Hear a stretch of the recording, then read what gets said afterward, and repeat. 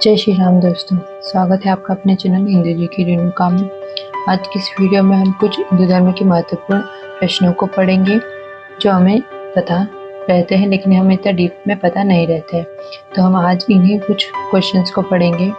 जैसे शिव संप्रदाय वैष्णव संप्रदाय में अंतर है, ओम को हिंदू धर्म में किस प्रकार से क्यों महत्वपूर्ण माना जाता है, त्रिदेव की संकल्पना क्या है, इसमें कौन से देवता शामिल है, इनका कार्य क्या है, भगवत गीता में कुल कितने अध्याय हैं, उनका मुख्य उद्देश्य क्या है, रामायण महाभारत में प्रमुख अंतर क्या है, हनुमान जी को अंजनी पुत्र और पवन पुत्र दोनों ही क्यों कहा जाता है, और महाभारत में द्रौपदी के 5 पतियों के पीछे का कारण क्या है।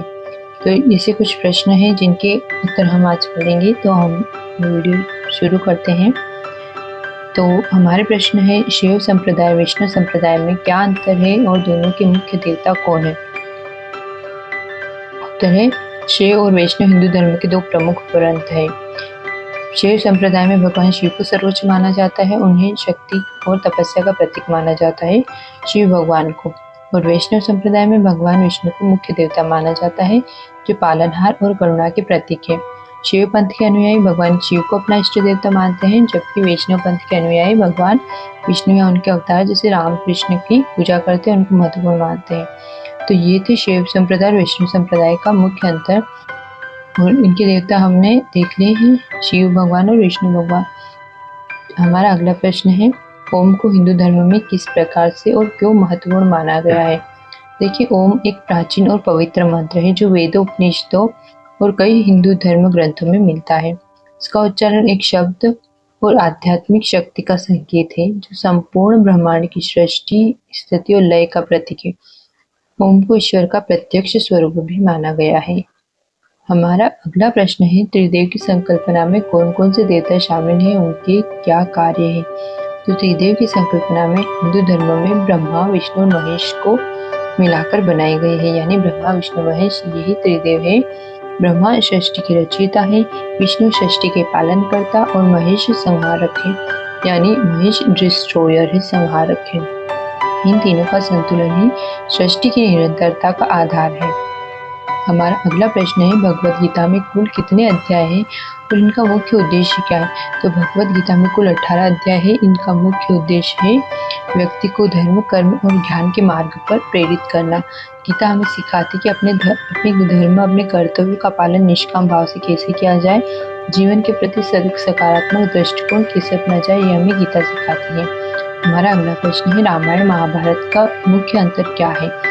तो रामायण महाभारत दोनों ही हिंदू धर्म के प्रमुख महाकाव्य हैं।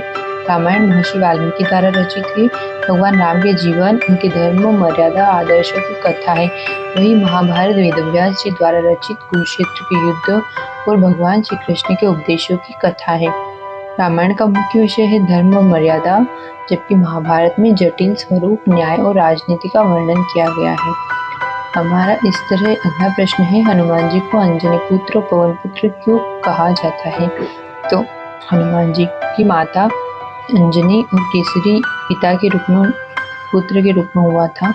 हनुमान जी का जन्म माता अंजनी और केसरी के पुत्र के रूप में हुआ था, इसलिए उन्हें अंजनी पुत्र कहा जाता है। उनकी माता के नाम से उनके जन्म में वायु देवता का विशेष योगदान है, इसलिए उन्हें पवन पुत्र भी कहा जाता है। मान्यता ऐसी कि वायु देवता ने हनुमान जी में अपनी दिव्य शक्ति का अंश प्रदान किया था, जिससे वे असीम बलशाली और पराक्रमी बने। ठीक है, हमारा अगला प्रश्न है और लास्ट प्रश्न है, महाभारत में द्रौपदी के 5 पतियों के पीछे का कारण क्या है, क्या था। तो द्रौपदी के 5 पतियों के होने का कारण था, द्रौपदी का पूर्व जन्म में तपस्या के दौरान 5 बार पति की कामना करना था। इसके परिणाम स्वरूप इस जन्म में उन्हें 5 पांडवों के साथ विवाह करना पड़ा। इसके अलावा माता कुंती ने अज्ञानता में पांडवों को बोला कि जो भी तुमने पाया है उसे आपस में बांट लो, ऐसा कहा, जिससे द्रौपदी को 5 पांडवों की पत्नी बनना पड़ा। ये हमारे कुछ प्रश्न थे। जो इसी तरह के अगले और कुछ प्रश्न आप चाहते हैं, इसी तरह की वीडियो, तो हमें बताइए कमेंट करके। यह वीडियो आपको कैसी लग रही ये भी बताइए। इसमें कुछ आप सुधार चाहते हैं तो वो भी बताइए। देखने के लिए धन्यवाद। इस वीडियो को शेयर करना ना भूलिए। Thanks for watching.